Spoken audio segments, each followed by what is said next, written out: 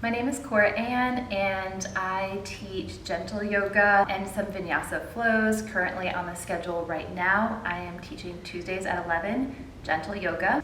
In general, I try to be encouraging for everyone, so even if you are a beginner or if you're a more advanced person, I try to make sure that there's something for you and that you feel accomplished, that you feel encouraged and positive about the experience. In my gentle class, you can expect movements, stretches, gentle strengthening that will help you move better even in another class. So I try to give you tools so that when you go to a different class, you have options that you can use. And if you're new to yoga, it's a great chance for you to experience yoga with no judgments. Not that there's ever judgment in our classes. Sometimes it feels better to take an easy class that feels good and move slowly so that you can get to know the poses and how to modify for your body.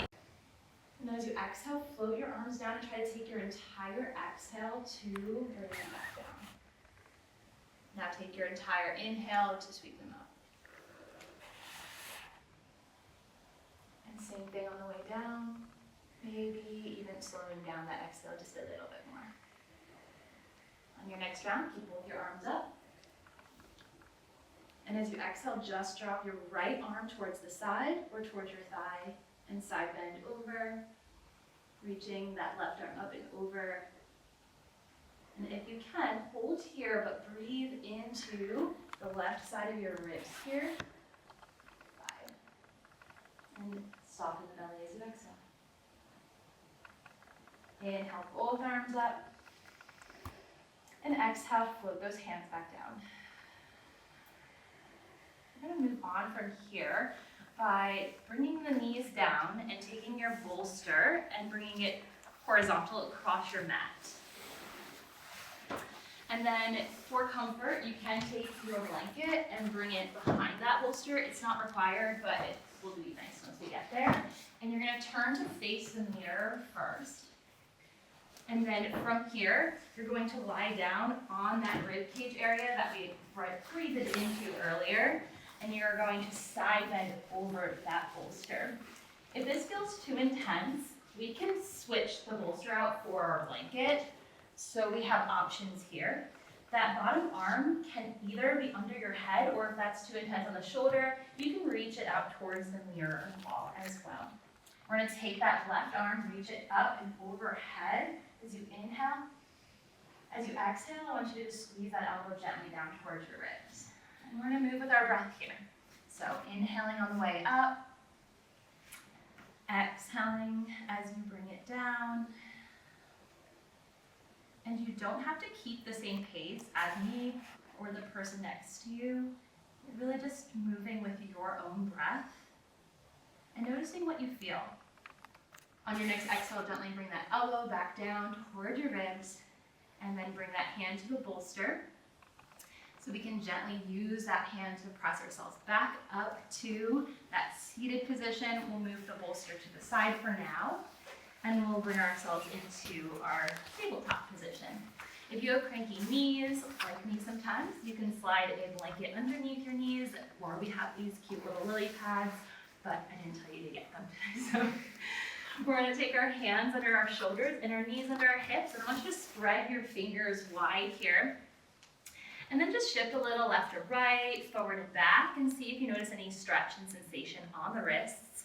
Sometimes yoga classes, we're on our fingers and our hands and our wrists a lot. We don't realize that until they're screaming at us. So if at any point today you feel like you need to take a break off of your hands, please do so. And we'll take both of our blocks to the front of our mat. And we're going to use these for some support. You can use these on any height that you like. So if you feel like you need a little bit more mobility, then you can always bring them up a little higher. I'm going to put them on this medium setting here. We're going to take our right leg first and stretch it straight back. And we want to be on our toes and gently rock forward and back until you feel a stretch in that calf muscle as you press your heel towards the floor. We'll take about 3 to 4 rocks slowly forward and back.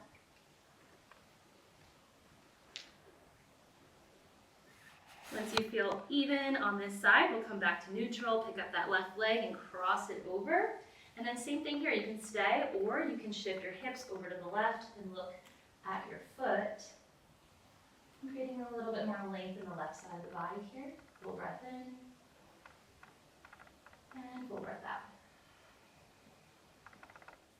Feel your toes press down into the mat and your heels from that position. Gentle squeeze of the block, you'll lift the hips. And you only want to lift them as high as you feel like you can keep the action in the lower limbs. If you start feeling your low back work, lower yourself down about an inch or two. And I just want you to breathe for a few moments here. Gentle core engagement, gentle glute and quad engagement. I'll take about 5 breaths here. If at any point you want to come out sooner, you're welcome to. Up with that movement here.